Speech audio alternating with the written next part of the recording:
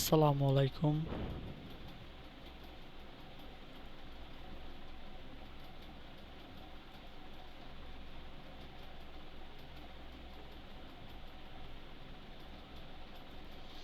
আসসালামু আলাইকুম।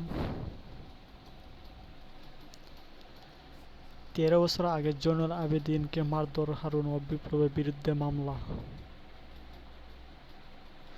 2011 সালে বিরোধী দলীয় চিফ হুইপ বিএনপি চেয়ারপারসনের উপদেষ্টা জয়নুল আবেদিন ফারুককে সংসদ ভবনের সামনে বেদম মারধর ঘটনায় আজ সোমবার মামলা হয়েছে।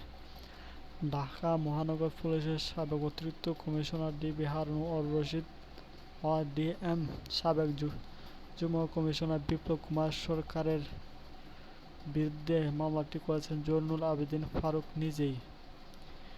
বেলা 2:30টার দিকে রাজধানীর শেরেবাংলা নগর থানায় মামলাটি করা হয়। শেরেবাংলা